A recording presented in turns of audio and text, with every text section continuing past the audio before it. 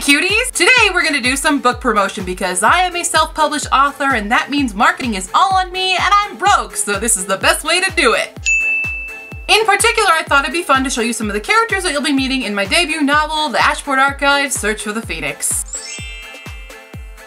First up is, of course, our main character, Levin Connelly. To sum up Levin's personality in 3 words, I would say she is independent, willful, and protective. Levin grew up resenting her parents and what she believed was their obsession with the paranormal. After running off on her own, she thought life was good until the death of her uncle brings her back into America and the paranormal world which she had been so desperate to deny the existence of. In general, Levin is very sarcastic. She has a problem with authority figures and she is very food motivated and protective of her close friends. A lot of pressure is placed on her in a very short amount of time, so the weight of that is often crushing down on her. Even though she tries to remain strong, sometimes it can become too much and she ends up having a very flight over fight reaction to things at first. Next character, Colt. Colt is knowledgeable, secretive, and loyal. Colt is the former assistant to Levin's late uncle, Colt Connelly. Although he is not a full-fledged conservator due to his demonic parentage. He was extremely loyal to Colt, and so now he will do everything in his power to make sure that Levin is safe, taken care of, and most importantly does not abandon the Ashport Conservatory. He can be rather stubborn though, as his loyalties are closer to Colt than Levin,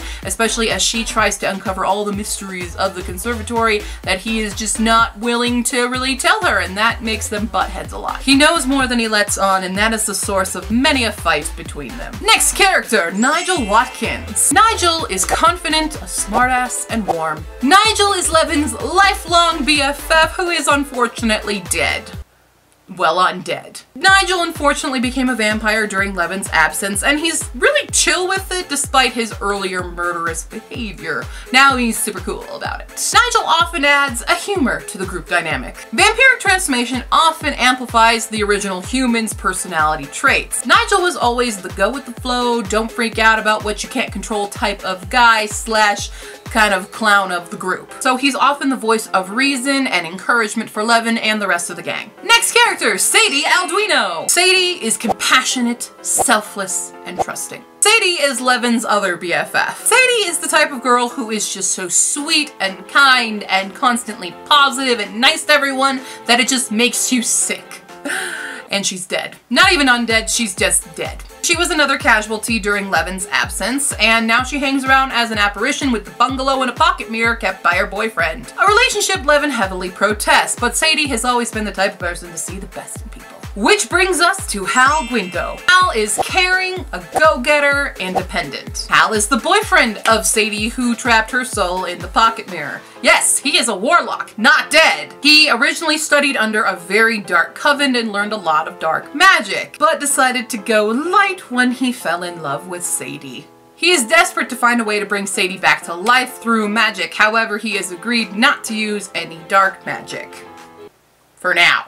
His presence in the Ashport Conservatory is not as welcome as the others, but his skills in magic are kind of a necessity, plus Sadie gets him a good word in. Moving on to Sen Windrider. Sen is self-serving, logical, and confident. Sen is an exiled fairy that is brought into Levin's life and helps out in exchange for sanctuary. To be more precise, Sen is a sylph, which is a type of fairy that specializes in the element of air. Initially, he is an outsider in the group, thinking he's going to spend more time alone in his new haven, but he grows closer with the group, particularly Nigel, and finds out that they all have a common enemy, which persuades him to join the fight. I got 2 more for ya. June Watanabe. June is curious, devoted, and reliable. June is Levin's closest friend in Japan as well as her private tutor. He was the big force that helped Levin make her transition into living life abroad, and is kind of always the guy there to help her and be friends. His timing, on the other hand, well, that could use a lot of work. And finally, we move on to Cindy Pope.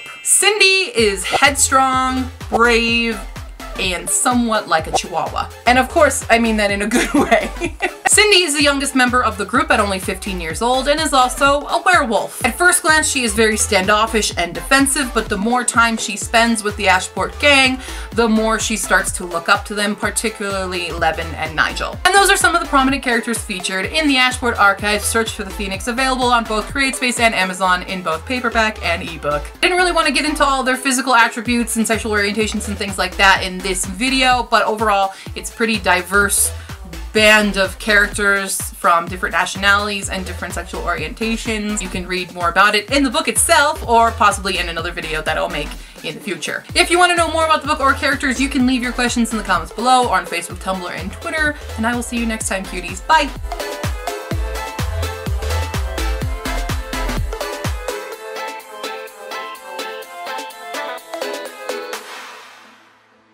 Flight over fight person. Colt is the former vampire transformation I can't say this. Hi, I'm filming, what's up? Life through hell and helps. Oh God.